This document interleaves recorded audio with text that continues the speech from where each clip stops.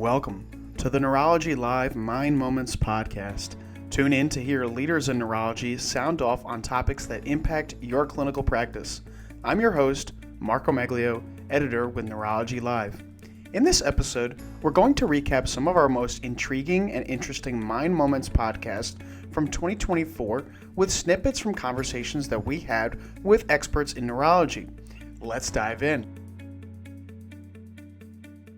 Firstly, at the 2024 ECTRIMS Congress, the multiple sclerosis community was introduced to a newly updated version of the McDonald Criteria, providing a new path towards the way we view and diagnose the disease. To better understand how these changes may impact clinical care, NeurologyLive sat down with Cleveland Clinic's Dr. Daniel Ontaneda, a staff member at the Mellen Center for Multiple Sclerosis. Here's Ontaneda on the new biomarkers being integrated in the criteria, touching on central vein sign, paramagnetic rim lesions, and OCT. So there's a couple additional biomarkers which are making their appearance in the criteria for the first time. Naturally, they clinicians won't be as familiar with these as perhaps stuff they've been using from kind of when they were training. But I think there's a lot of data behind these, and the first one that is incorporated is the central vein sign. And the central vein sign is an imaging marker that demonstrates that lesions are occurring around a vessel. And we think this is pathologically specific because it reflects that demyelination occurs around these blood vessels, right?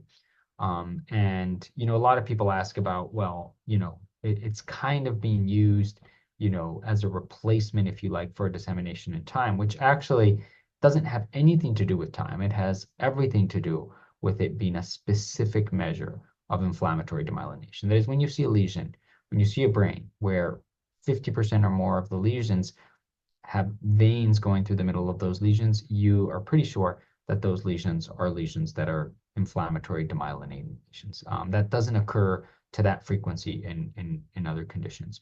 We've simplified the rule in order to call this, and it's something called Select 6, and we've done some work on this. And the diagnostic performance of this is really high. We demonstrated there's demonstration in two studies. One study that we conducted with the North American Imaging MS Cooperative, and one study that was conducted with a group out of the University of Nottingham in the UK, where it was clearly demonstrated that the central vein sign and abbreviated methods such as Select 6, counting 6 lesions that have a central vein on an MRI, had equal diagnostic performance or even better diagnostic performance than oligoclonal bands, which has been the test that we've historically used. And the second imaging biomarker that makes an appearance is the paramagnetic rim lesion. Paramagnetic rim lesions and central vein sign goes hand in hand because they're both based on a type of imaging called susceptibility-based imaging. Most commonly, those are detected with a sequence called SWI. That's a sequence that's used all over the world every day on MRI machines, easy to do. And while the central vein is something going through the middle of the lesion, the paramagnetic rim lesion is a small rim of iron susceptibility that occurs around the lesion. And it reflects that some of those lesions have a ring of activated microglia that also stain for iron. The iron is what makes it pop on that imaging sequence, and it's, once again, pathologically specific. Those lesions don't occur in other conditions. The specificity of pearls is even higher than the central vein. So this is a very, very specific biological marker. And how the diagnostic criteria codifies this is, the presence of one or more paramagnetic rim lesion is considered positive. And it can be used in circumstances, for example, when you only have one topography. You can use either 6 central vein lesions that are positive or one lesion with a paramagnetic rim. And I think what that reflects is the fact that the most common lesion in multiple sclerosis is the deep white matter lesion. And the deep white matter lesion is not in the diagnostic criteria. It's never been one of the topographies. And the reason for that is because it's relatively non-specific. That is, you have deep white matter lesions because of headache or because of vascular disease, because of a variety of conditions. But if you add the central vein sign, or if you add the paramagnetic rim lesion onto those deep white matter lesions, all of a sudden, then they, of course, become specific. And so, of course, in those patients who have less than one topography, having a paramagnetic rim lesion really will be important, right? Because that's something that's very, very specific. And I think it signals, something kind of more towards a fully biomarker-based diagnosis of MS, right? We've thought for years about, simplifying the diagnosis of MS. I'm an imager, of course, and I've worked in susceptibility-based imaging. So we've kind of thought about stuff like maybe you just need 6 central vein lesions and a rim lesion, and that's it. You can call that MS if you had the imaging techniques. So I think they're important, but I think there has to be some education done, both on the radiology side of things. So the radiologists who interpret scans will have to become familiar with this. We are planning, as part of the North American Imaging and MS Cooperative, courses at the American Academy of Neurology, at the Consortium of MS Centers, at the American Society of Neuroradiology, so that we can provide some teaching on, how do you call a central vein sign positive lesion? How do you call a paramagnetic rim lesion positive? And which sequences can you do to view these? And they're, with a little bit of training, they're not that hard. So I think it's important that we kind of think also about the educational piece. Whenever you launch something new in the criteria, you need to make sure it's also backed up with some additional information.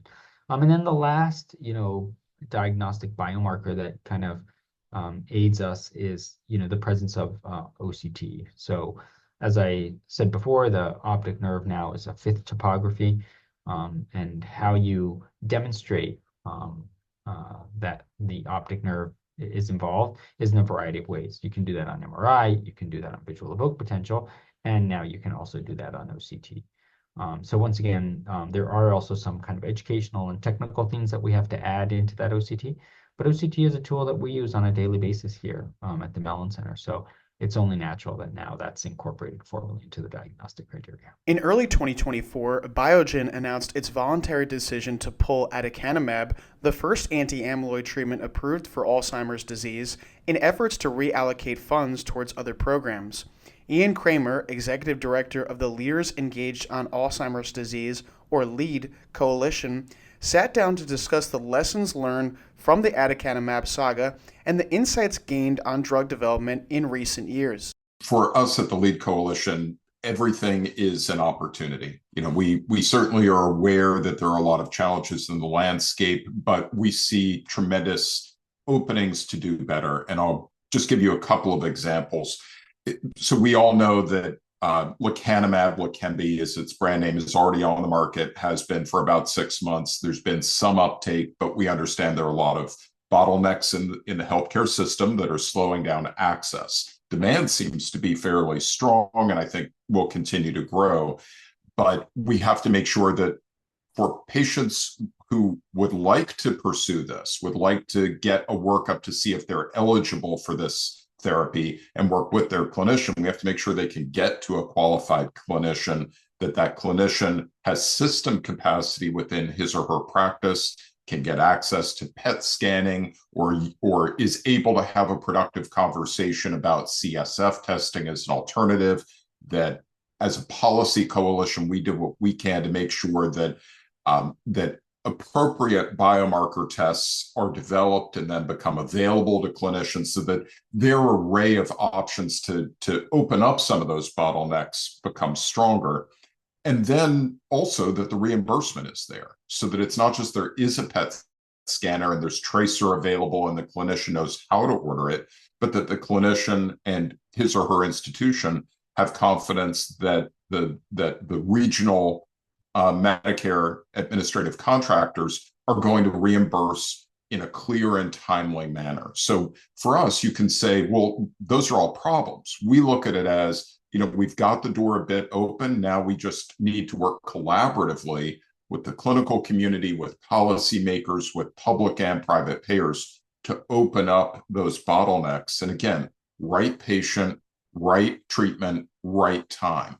We're certainly never going to advocate that clinicians use a therapy or a diagnostic or a non-pharmacological intervention that they aren't comfortable with, or that their patients aren't comfortable with, or that wouldn't meet their needs. But where there's that match, we need to get the barriers out of the way and create opportunities for improve quality of life. In the final months of 2024, the American Academy of Sleep Medicine published an update to its restless leg syndrome guidelines, making significant changes to the drugs and treatment management strategies for patients with the condition.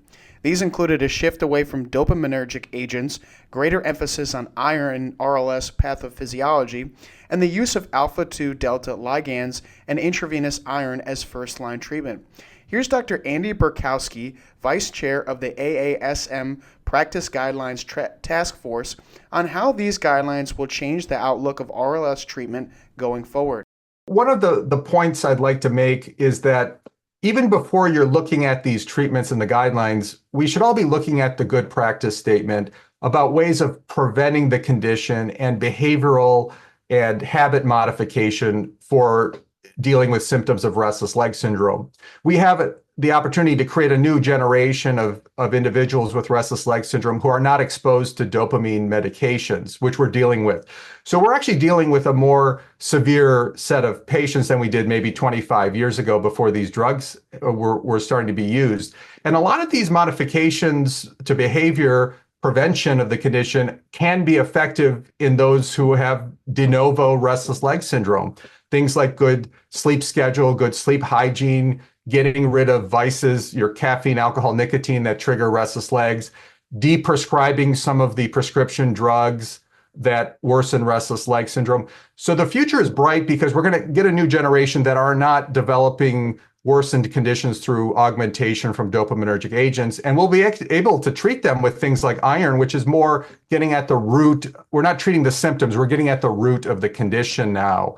We're preventing the condition, we're getting at the basic pathophysiology. And then that will allow us to use these drugs less and less actually over time, because you'll have reduced cases of severe restless leg syndrome. So I think the future is bright. And then of course, the research moving forward, we do need more research and new treatments. We need to know how to address the people who are on the 60% who are on dopaminergic agents right now. What do we do with them? So there's a lot of unanswered questions. But I think we're basically starting over. And if we start over using these guidelines as our to guide us both in the field of neurology, primary care, then I think you're going to have a happier population than you see right now, but maybe 15 to 20 years from now when the new generation of people are treated with the right system in place. The Syn-One diagnostic test may be an extremely critical piece of the diagnostic process for Parkinson disease, helping distinguish it from other neurodegenerative and synucleinopathies. Earlier this year, Dr. Samia Husain-Wilson, a movement disorder specialist at Baptist Health in Florida, sat down to give an overview of how the test functions, its use in clinical care, and what clinicians should be mindful of during the diagnostic process. So it's definitely a test that requires a team because once we receive what are called the kits have to be stored properly.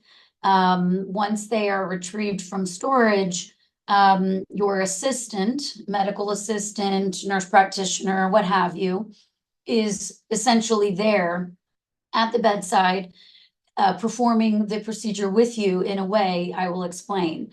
Once the patient arrives, there's paperwork that needs to be signed. Largely that paperwork is informative, meaning explaining a little bit about the details of the procedure, the majority of which I give once I walk in, explaining to them the details regarding, when they can shower, how long they should take baths for, just to sort of give the skin punch sites some time to heal. They have paperwork they'll sign regarding their understanding of when they'll receive results.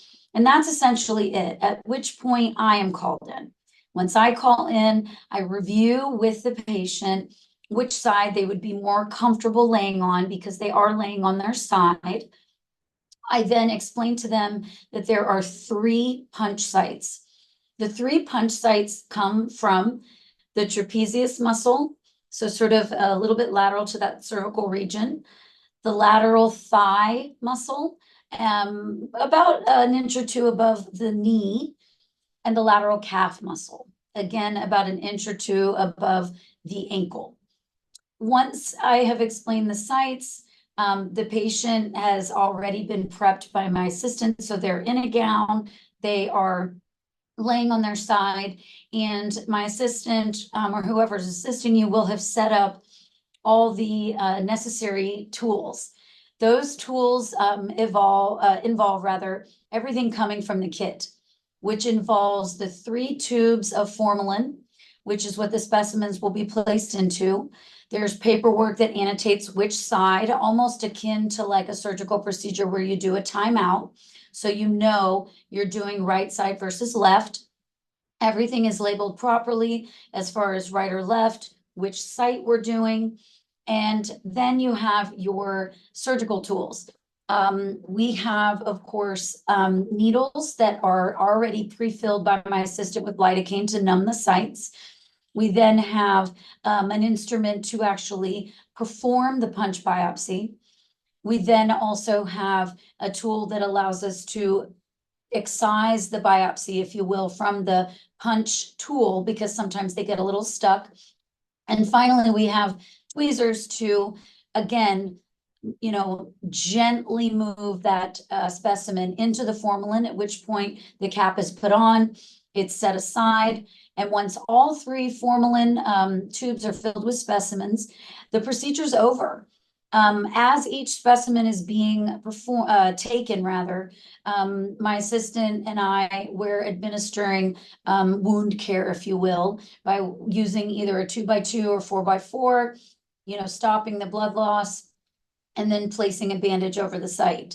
The procedure is now done. The patient is, cleaned up in any way they need, alcohol pads, maybe more 4x4s, 2x2s to, clean up the sites. Gown is taken off, patient redresses. Again, it's explained to them that, the site healing process and how long it may take. It typically takes about 3 to 4 weeks. We've seen anywhere up to 6 weeks for the site samples to be interpreted and then the results sent back to us, at which point we contact the patient, and the patient is given whatever news they're going to be given, whether we have identified the proteins that we're looking for, which I know we're going to get into additional questions regarding alpha synucleinopathies versus tauopathies and everything in between. And then that's when I really modify, their appointment, meaning if I need to rush them in because, this has served as a confirmatory test of what my clinical suspicion was, I will do so. If it, doesn't, in whatever capacity, their appointment may stay where it is, or it may be pushed out. And there's a variety of ways that can play out in terms of what your clinical diagnosis is thought to be. As the epilepsy field tries new, innovative approaches to treating drug-resistant patients, stem cells are being introduced as another promising alternative. At the 2024 American Epilepsy Society annual meeting, Dr. Jonathan Parker, an epilepsy and functional neurosurgeon at Mayo Clinic, Arizona, sat down to discuss the thought process behind using stem cells to treat patients. Here's Parker on how this approach aims to restore neural balance and provide seizure relief without the cognitive side effects associated with conventional surgeries. Well, I think it's a very exciting approach because it has the potential to be a regenerative therapy to treat our patients with epilepsy. So many of the therapies that we have in our surgical toolbox right now, including open temporal lobectomy or laser ablation, can be very safe and effective, but they are destructive, irreversible procedures, and they can come with some cognitive side effects for a subset of patients. And we get into a scenario where we know we can help a patient's seizures, but there are risks to cognition and memory. So all of us in neurosurgery, in neurology, epileptologists, we want to look to the future to see, can we do a therapy that actually can regenerate some of the abnormal neural circuitry, which is dysfunctional in epilepsy, and provide our patients dramatic seizure reductions or hopefully seizure freedom, and get them to the point where they don't have to have a destructive procedure. I think it's very exciting to look back to the sort of basic science of why we're interested in cell therapy at all in epilepsy. And I think it comes down to the fact that what we've learned over time, and this is not my work, but work of many if not hundreds of basic scientists and translational scientists over the last couple decades, is understanding this concept of the role of different neuronal subtypes and populations in epilepsy. And I think at a high level, we've come to understand that there's an imbalance between excitatory and inhibitory neurons.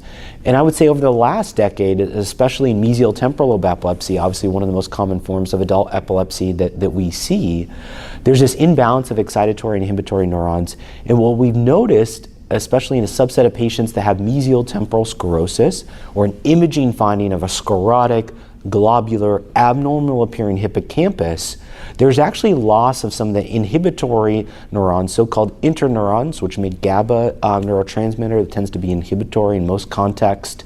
And we think that in the pathophysiology, that interneuron loss is important. So the hypothesis stood, well, there's loss of interneurons, and that's associated with the development of epilepsy.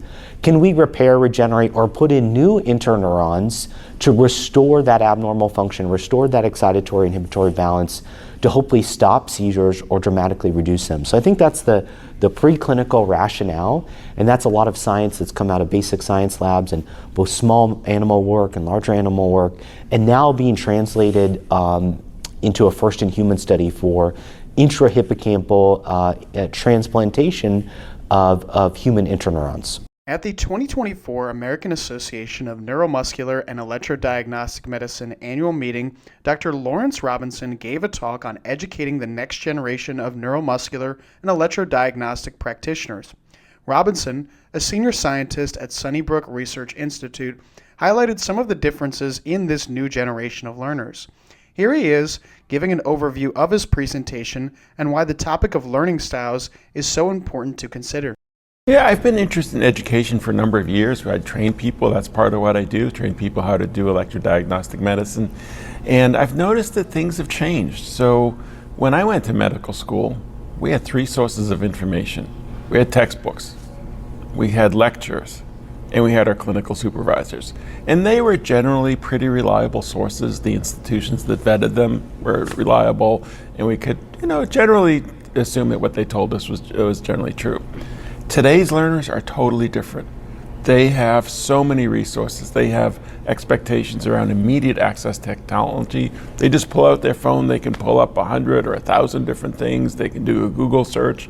They watch videos. They have so many social media resources that it's a changed world. And so while they do have a lot more information, they also have conflicting information. How do you know that first page in your Google search is really what you should be looking at? How do you prevent confirmation bias, that your initial idea, you can find some article or some little posting that confirms what you thought? And today's learners are also confronted with a shorter attention span because they're used to little TikTok videos that, it's not the same thing as reading a whole textbook chapter. And the TikTok video may not be the appropriate thing. And they have less ability to do critical thinking, which is a skill that's really needed for electrodiagnosis. So today's learners are very different.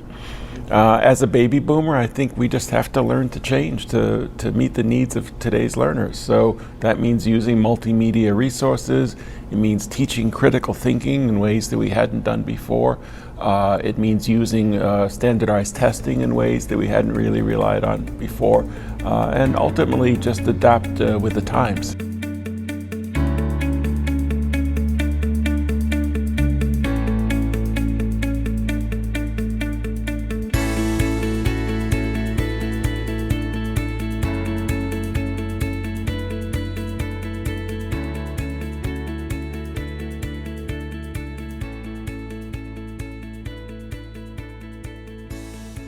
Thanks for listening to this episode of the NeurologyLive Mind Moments podcast. To support the show, be sure to rate, review, and subscribe wherever you listen to podcasts. And as always, for more neurology news and expert-driven content, visit NeurologyLive.com.